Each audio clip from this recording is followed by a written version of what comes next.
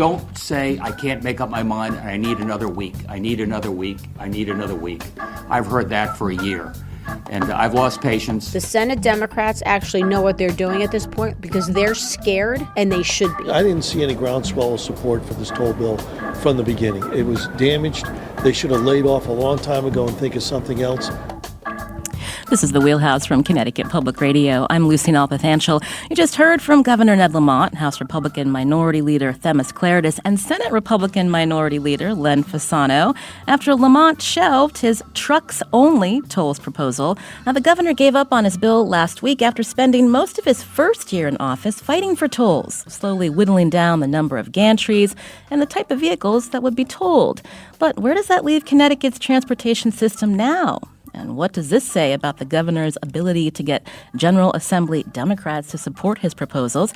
You can join our conversation on Twitter at WNPR Wheelhouse. I want to welcome our panel to the show. First, Len Bestoff, Chief Investigative Reporter for NBC Connecticut. You can follow him at Len NBC. Len, thanks for joining us today. Thanks so much for having me. Also here with me is Colin McEnroe, host of The Colin McEnroe Show. Hi, Colin. Good morning, Lucy. And we are waiting for Chris Keating from the Hartford Courant. He's Capitol Bureau Chief, stuck in traffic, as many of you may be as well, listening in.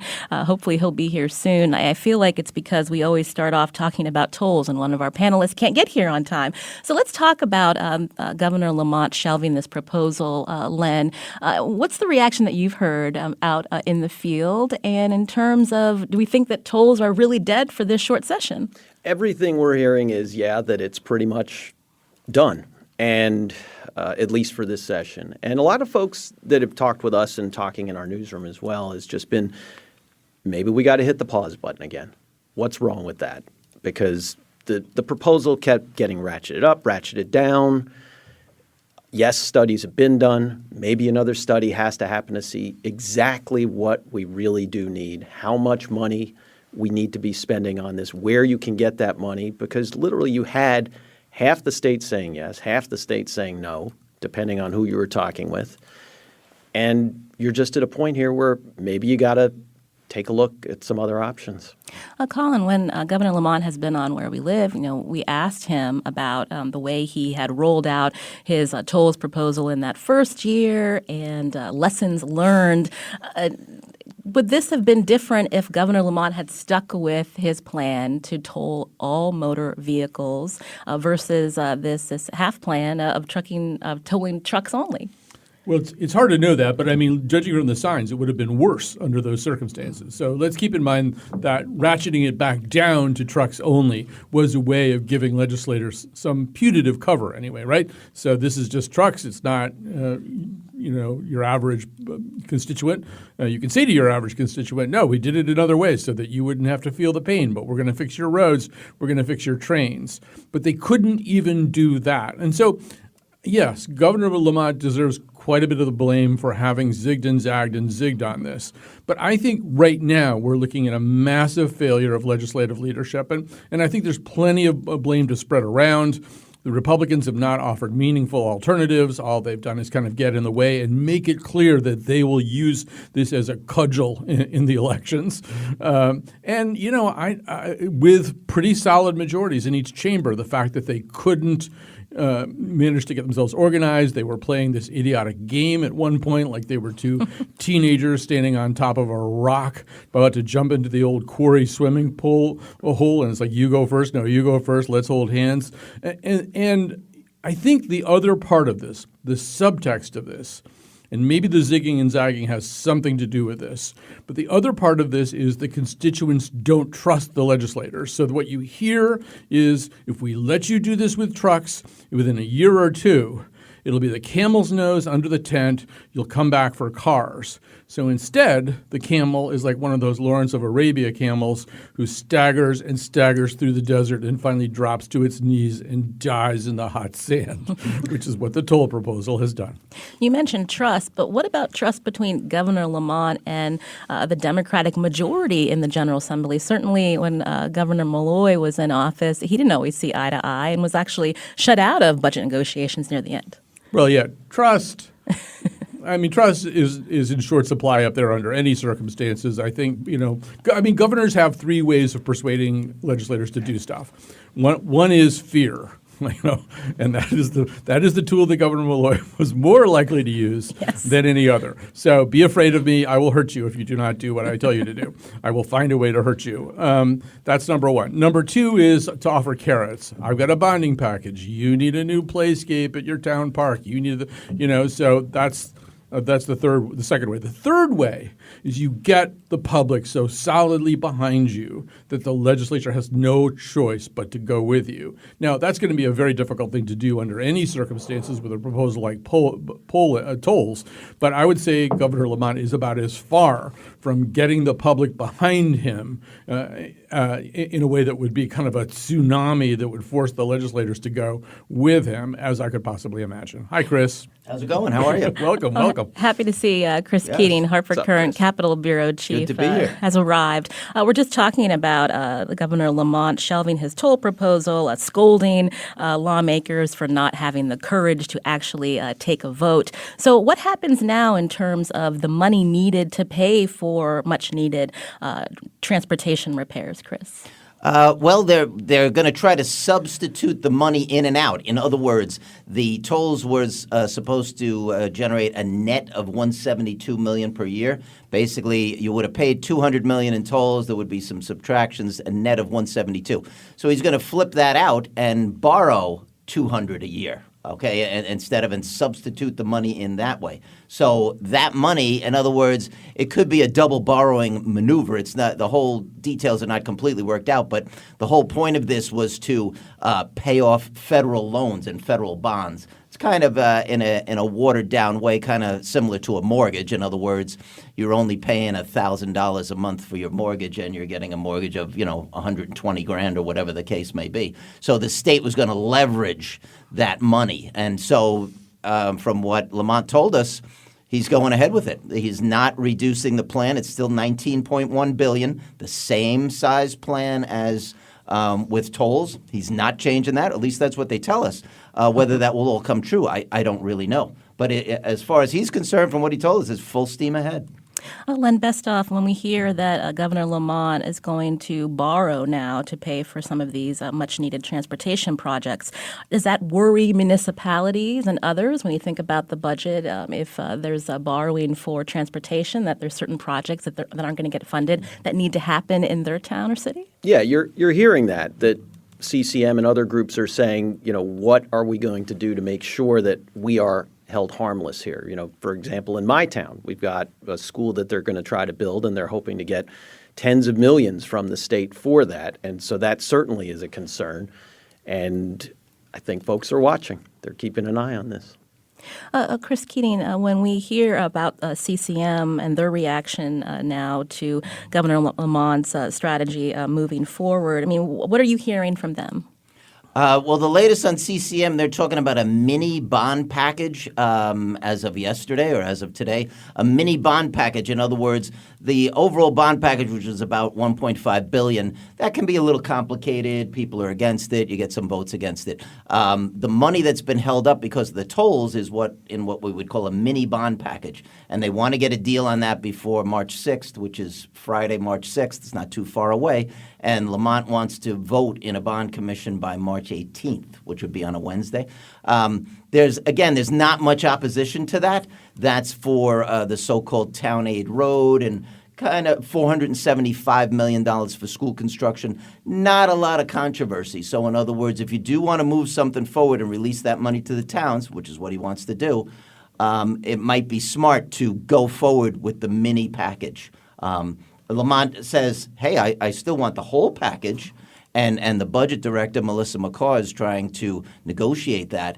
But as you know, at the Capitol, they take a lot of baby steps. They do one thing at a time. So you do one thing at a time, and it seems like everybody's on board, and certainly CCM and Cost are very much in favor of this.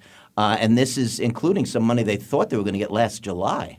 This is not, this is money that they were supposed to get a long time ago. $30 million in July and then $30 million in January, meaning, 6 weeks ago. And they've gotten zero. And so they are very, very much waiting for this money. I wanted to transition over to Colin McEnroe. You mentioned a special chutzpah award related to transportation projects. So much focus on highways and bridges. Now we're hearing from people who opposed this trucks-only tolls proposal that, hey, Governor Lamont, we want you to help our rail line over in Waterbury.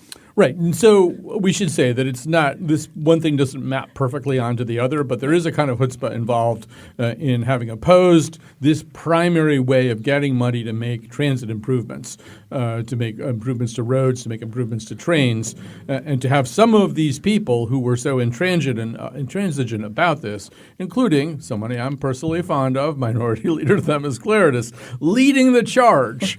Like, get these trains fixed right now. I mean, if you're not going to participate in a meaningful way in the debate over this, I think, to have a tantrum about one particular spur of our transit system a few days later it seems kind of juvenile. I mean, either come to the table, let's have a grown-up conversation about how we're going to fund transportation, in which case, let's talk about the Waterbury line. I think the Waterbury line is really potentially very important.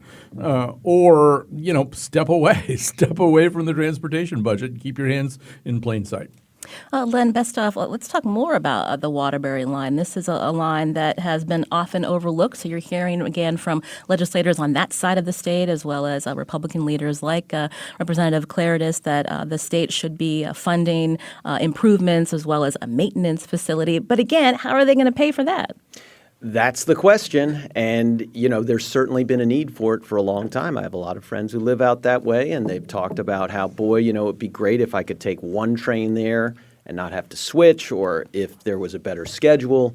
You talk about the real estate there being just untapped in terms of potential. If folks could actually commute to New York City more easily, it could be a real boon for that area. And, at this point, I think what Colin's saying is right. If you're going to say, give me this, give me a plan. And a lot of times you're not hearing anything from the other side here in terms of an actual concrete plan. And I guess it's part of the democratic process. Let's just say it as it is. I mean, you got one side saying this, you got one side saying this, and you get closer over time. I mean, look at the PTSD bill that became a public act last year. This was something where both sides were very far apart for a long time, and they worked slowly, and you got something that eventually became a public act. But everybody gave a little bit. Not everybody was happy with what came out. But I think that's what you have to have here on, admittedly, a much larger scale. Chris Keating, did you cover that press conference? And what was the mood in the room as all of these lawmakers were standing in front of the press and saying that Governor Lamont should be funding this rail line, these improvements? Yeah, well, the rail line, I mean, that is, I don't want to say it's Connecticut's little-known secret, but as Len was saying, you could get a lot more development there, frankly, if you really did. Transit-oriented development, that's a good thing, right? Yes. I remember a million years ago when I was a young lad getting off a train in Bridgeport and getting on a bus and heading up north. It was maybe there was something wrong with the rail lines at that moment or something like that. But anyway, there's a bit of a long history there of people wanting improvements on the Waterbury branch. I mean, don't get me wrong, people want the New Canaan line to go faster too. That's a different story. There's only 3 or 4 stops on that whole thing. But yes, the development, from what I can see, if the $19.1 billion plan really is approved, there are a lot of projects that could be done. Right now, as you know, they're trying to fix things like the Mixmaster, which is not to redo it. It's just to lengthen the lifetime of it, basically, by like 25 years. So in other words, it's not knocking the Mixmaster down and rebuilding it. I mean, it's completely impractical. So I don't want to call it a Band-Aid approach, but that's kind of what we're doing right now. Band-Aids, fixing things. $20 million a year they spend on the viaduct so it won't fall down. That's totally different than completely replacing it or putting John Larson's tunnel in there. That's a totally different animal, and that's a little bit of ways. Colin, before we head to break, I think you alluded to this, but if the trucks-only proposal had gone forward, had been approved, again, that money would have been allocated to fix the highways and bridges where these tolls were being collected. But the Special Transportation Fund is getting money from taxes on fuel. That would have at least opened up that money to maybe fix the Waterbury line. Right. I mean, the special transportation fund, if nothing is done, is kind of ultimately has an insolvency date somewhere in the future. You can't operate it the way that it is now. But I think the point that Chris is making is an important one, which is that everything that we're talking about is essentially maintenance or slight improvements to existing stuff. So the governor's 2030 package does not invent any new transit lines that don't exist. They fix roads that need fixing. It fixes bridges that needs fixing. It upgrades rail service that already exists. But if you want to be able to move people in a way that you're not moving them right now, move people in an organized way that gets them off congested highways, we're talking about a whole other level of funding, which hasn't even been part of the conversation yet. Again, this is the Wheelhouse from Connecticut Public Radio. I'm Lucy Nalpathanchel. Colin McEnroe's here, host of the Colin McEnroe Show. Also, Len Bestoff, chief investigative reporter for NBC Connecticut, and Christopher Keating, Hartford Courant Capitol Bureau chief. Coming up, lawmakers in the Legislative Office building were met with boos Monday afternoon. How often does that happen? We find out why after the break. You can join us too. Tweet us at WNPR Wheelhouse.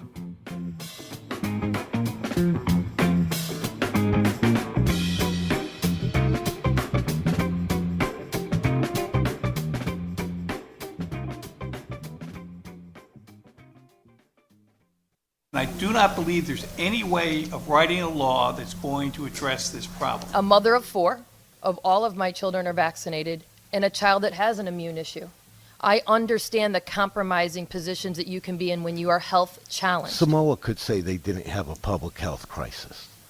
Within weeks, things were being shut down, hundreds were infected, schools were closed. I feel that this is really an infringement on parental rights. I don't find proof anywhere that vaccines are safe.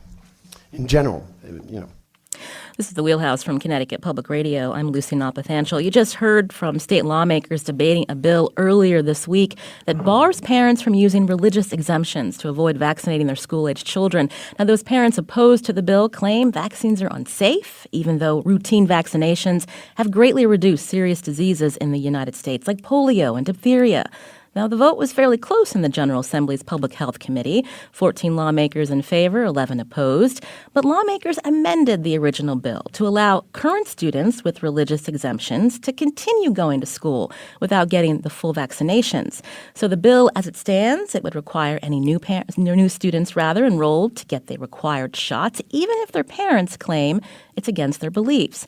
And the proposal still allows students to avoid vaccinations for medical reasons. I wanted to bring into the discussion our panel. Again, Len Bestoff, chief investigative reporter for NBC. Christopher Keating's here, Hartford Courant Capitol Bureau chief, and Colin McEnroe, host of the Colin McEnroe Show. Len, I'll start with you. Are lawmakers sending a strong enough message about public health if they're having this grandfather provision allowing, almost 8,000 students who are not fully vaccinated to still be in public schools? Well, that's the biggest thing that strikes me here is when you look at the numbers, okay, and I think it's 7,800 students are going to be grandfathered through grade 12 here. Yet in Connecticut, there's over 500,000 public school students. So we're talking about 1% of the students, roughly, a little bit more than 1%. And you have to start asking yourself, at what point does the greater good factor in here?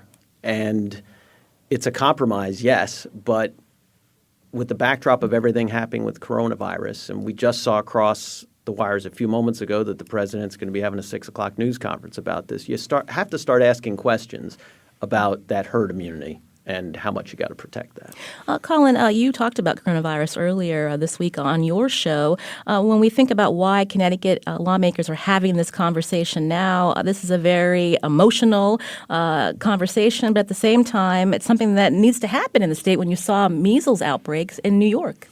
Right. And in some of the cases, when we got to look last year at the school-by-school data, it turned out that although Connecticut's overall vaccination rate is very high, there were schools that were individual schools that were dangerously low. Some of them were public schools, a lot of them were certain kinds of private schools. So, you have to sort of start there. And this is, as you say, a very emotional topic, and it's a topic where we don't have as much clarity as maybe some people would like. But I think some of the problem was caused here by the fact that a number of these people, I don't think, have real religious exemptions or real religious problems with this. They, like the guy that you heard at the end of that tape who said, nobody's proven to me these vaccines are safe. That's not a religious exemption. If you just don't like putting anything artificial in your body and stuff like that or in your kids' bodies, that's not a religious exemption. If this were really tightly controlled and you really had to prove that you had a religious problem with it, I'm not sure we'd be having this conversation because I think that's a smaller number. What's happened in the last decade or so are these waves of medical science skeptics. These are the public schools. People are scared enough sending their kids to public schools these days for other reasons. They shouldn't have to be scared to send their kids to public schools because there might not be herd immunity. Chris Keating, this proposal had been talked about last year. Talk about the process. There are some lawmakers who are critical of how this amended bill moved through the Public Health Committee. Can you walk us through how it all happened? Yeah, well, the Capitol is a series of compromises. I mean, some of the Republicans have said this is being rushed and it's going too fast. Basically, the whole thing with the grandfathering, that's a way to get votes. And the whole Capitol is a way to get votes. And, 10 minutes ago we were talking about tolls, and they changed that plan a million times to get the necessary votes, and I think you'll probably see the same thing with this. They're just trying to maneuver it around. The process now is that it goes to the House. Will there be an immediate House vote? Not immediate, but I'm sure the Republicans will say, hey, wait, it's got to go to the Education Committee. It's got to go to this committee, that committee. Other people need to look into this.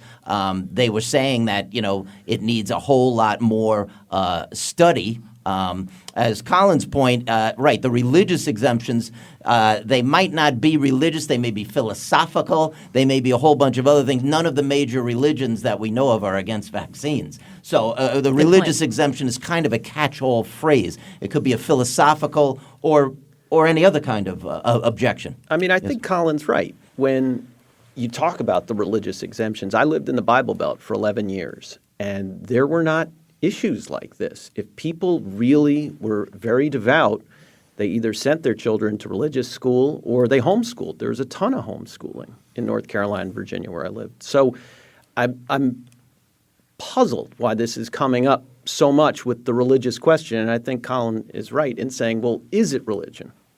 There's also, again, a question about the data. There was an emphasis on how many of these parents have claimed religious exemptions, but I think this amended bill, Colin, is also asking the Department of Public Health to do a deeper dive because there's also just kids that are non-compliant, haven't gotten the full vaccinations that they should be getting. There's also an exemption for people who have genuine immuno issues. Yes. So there are children who should not and cannot be vaccinated for actual medical reasons. But yeah, no, I mean we're going out on thin ice because part of the whole point of the United States of America is that the government shouldn't be asking you a lot of questions about your religion. That's spelled out pretty clearly in the Constitution. But the Constitution has an establishment clause that basically says the government shall not establish a state religion. The government can ask you questions about how you are using your religion. I mean, the example I always give is you could have a religion where you discriminated against black people or Jewish people or gay people,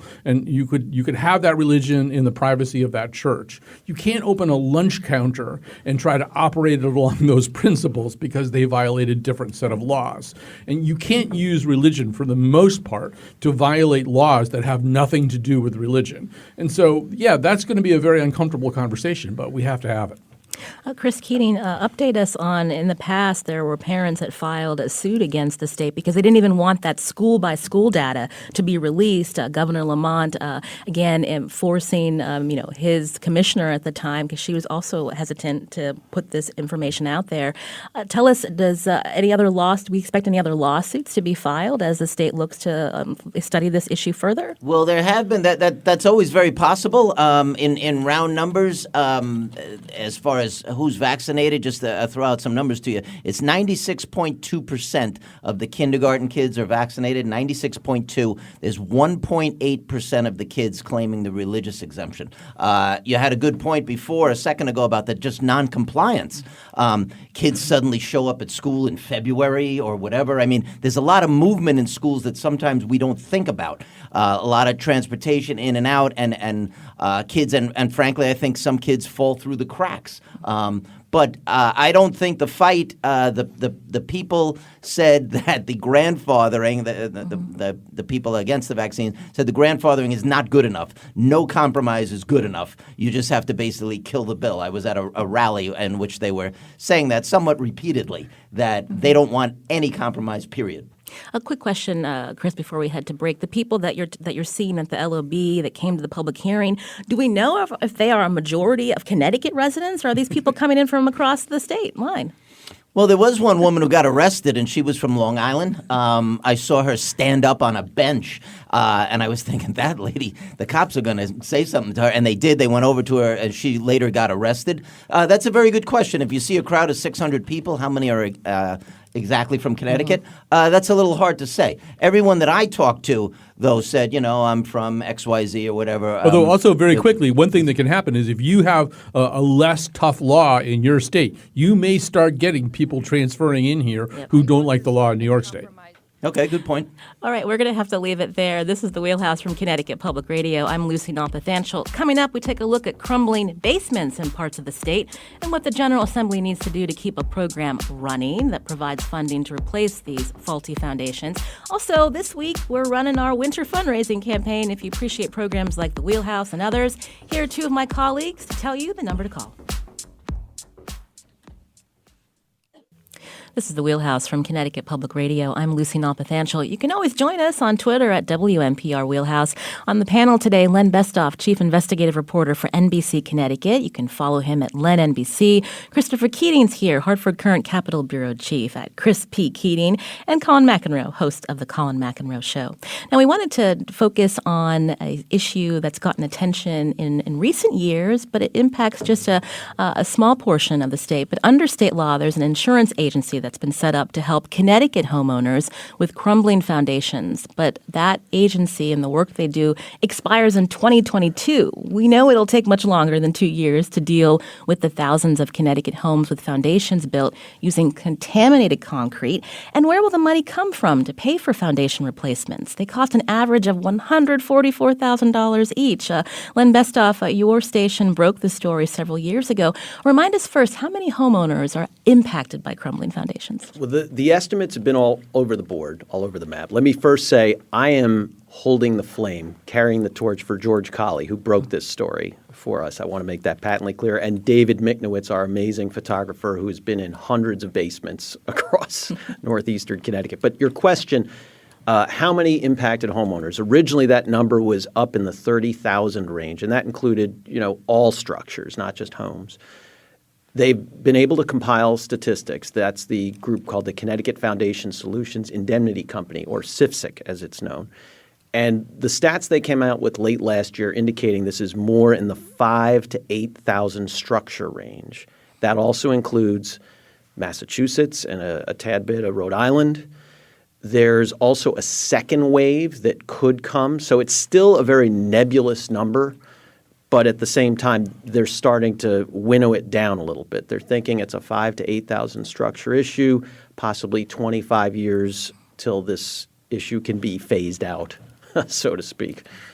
The homeowners that have come forward because of their faulty foundations, are there more people that are dealing with this issue, but they're afraid to come forward because they're worried, even though the state says we've got this program to help you, that they're going to be left high and dry? Like a lot of people, their homes are a huge investment. And what are they going to do if their insurance company can't help them? There's a lot of fear still. I have a good friend who just started noticing these horizontal cracks in his foundation recently, and he hasn't figured out what to do. One of the canaries in a coal mine is when you go to CROG, or Capital Region Council of Governments, they have a grant program for folks who want to do core testing on their basements. And so far they've had, I believe the number I got was 1,800 participants. So That doesn't mean that all 1,800 have positively tested for pyrrhotite. That's the mineral that experts say causes the crumbling basements. But that's a significant number, but it's certainly not where it could or perhaps should be, depending who you're talking with. Chris Keating, I mentioned the General Assembly needs to act this session because of this captive insurer. This program could cease to exist past 2022. And so what are you hearing at the Capitol related to this issue?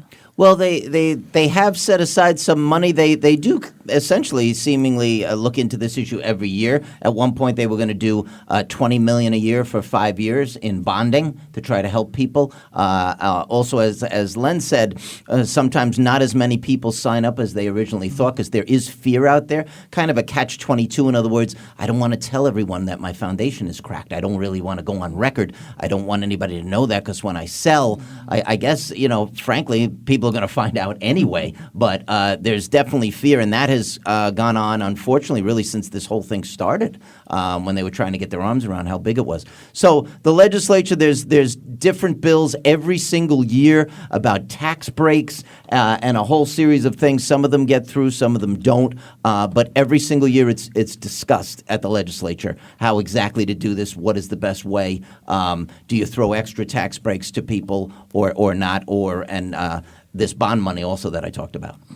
Len, remind us, so everyone who has a homeowner's policy in the state of Connecticut, come April, they're going to see a surcharge taken out that is going to pay into this program? That's correct. That is what's called the Healthy Homes Fund. It's a $12 surcharge on your homeowner's insurance. What they're hoping is that about $8.5 million would be generated for CIFSIC. That number, though, is a very uncertain number at this point. It could be lower, it could be higher. And the thing is, when you calculate that every home, a single-family home, to lift it up and replace that basement, right now the estimates are it's roughly about $144,000.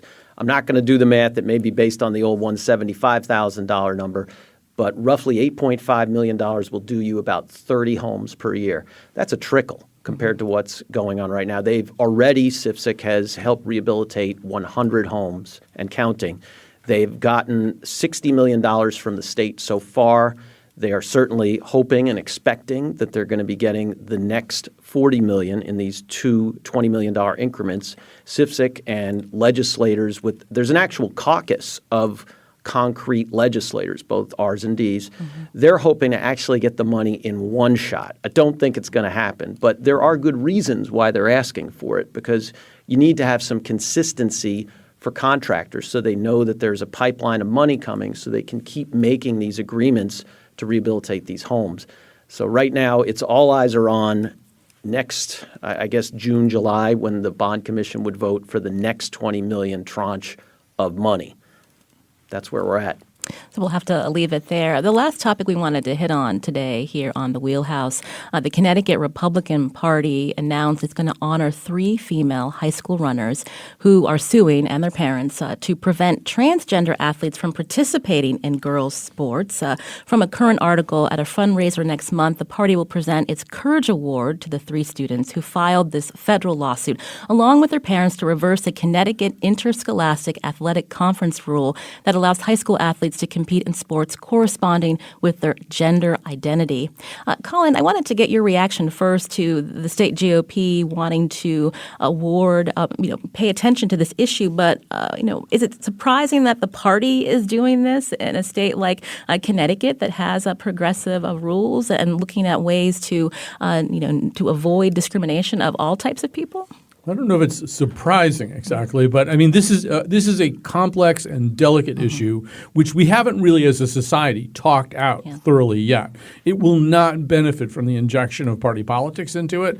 So I would have preferred – I can't tell the state Republican Party what to do with their Courage Awards, but I would have preferred that they not take this step. This is an issue where people of genuine goodwill and sensitivity and intelligence may differ significantly from one another, and they may even differ internally. We were talking about this during the pledge break. Some of the people who campaign for Title IX, who campaign so hard for young women to have equal athletic opportunities to young men, are also the kind of people who would be typically sympathetic to the cause of transgender athletes. The problem is that these two trains are on a collision course, or they're already colliding. You have transgender athletes who are biologically and medically male in many cases, who are competing against these young women. And you can certainly understand the interest of each side. You can understand the interest of transgender athletes to compete as the person they have identified as being. You can also understand the concerns of the young women and their families. They don't want to be beaten by somebody who they feel shouldn't even be in the lane next to them at the race. Chris Keating, what are you hearing in terms of a response to the state GOP at first announcing that they're going to have a fundraiser to, again, highlight this issue and reward these 3 girls that are suing the state over this policy? Yeah, I think the Democrats didn't like it that the GOP might be making money off it. I don't really know how much money might be involved. I think it was a double combination of maybe a triple combination, bringing attention to the issue, B, trying to raise some money. Again, I don't know how much money you could raise at a fundraiser over this, and C, getting a chance to talk about the issue and inserting themselves into the issue when they hadn't been previously. So anyway, I guess we'll see what happens. As Colin said, it's a new thing. I don't think anybody really knows exactly how it's going to work out. The CIAC, which is the group that oversees athletics, they are basically saying, everybody has a right to compete in the races. In this particular one of them was a track races, a woman from Canton running against people from Bloomfield.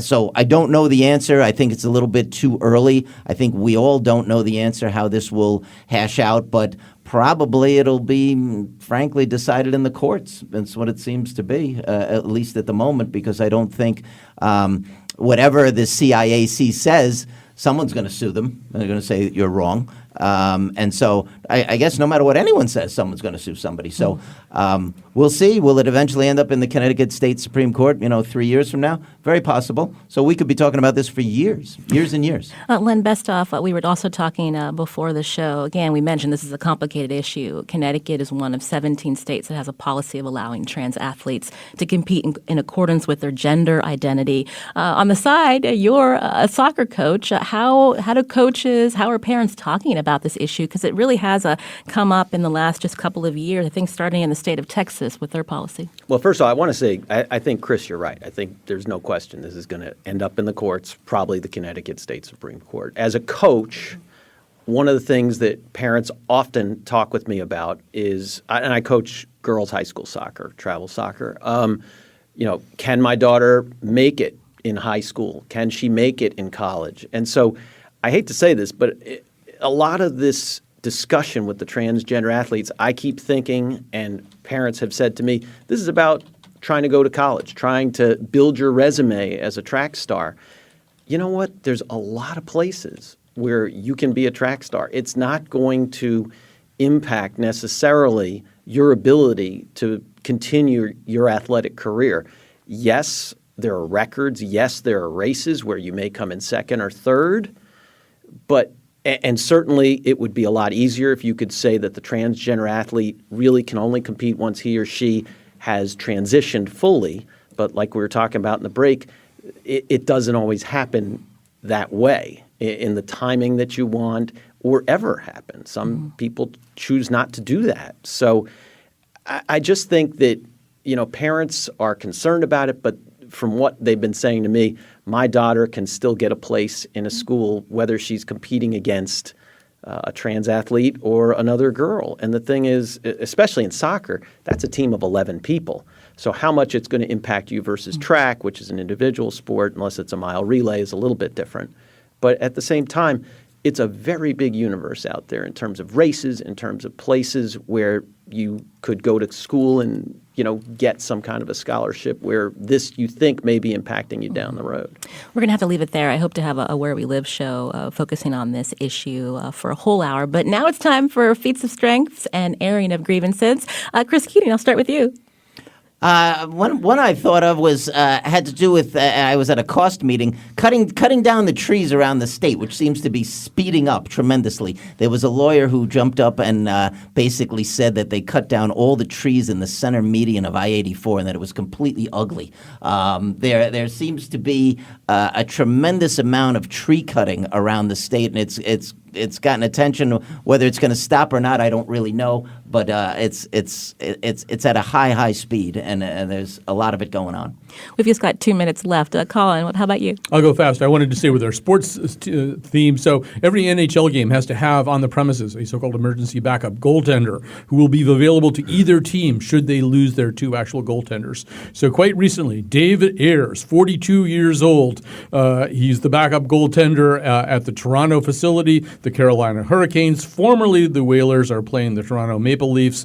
He comes in, he has a shaky start, but then he stops 8 of 10 shots to get credit for the 6-3 win. Mr. Ayres is ordinarily the Zamboni driver at that facility and an area maintenance worker. So feat of strength to you, Dave Ayres. I love that. And Len Bestop. I got to say, I got a grievance. I get along with Mayor Bronin, but come on. Here we go again. We picked another police chief where he's come down from Mount Sinai with the tablets and said, here's who we're picking. I've been covering the city long enough. I remember when they would bring in candidates from outside the department, let the public question them and ask them all kinds of things about public safety. Haven't seen that in a long time. This is the second chief in a row where the mayor has essentially made a unilateral choice. And I think there's transparency here. But I get along with you, Mayor.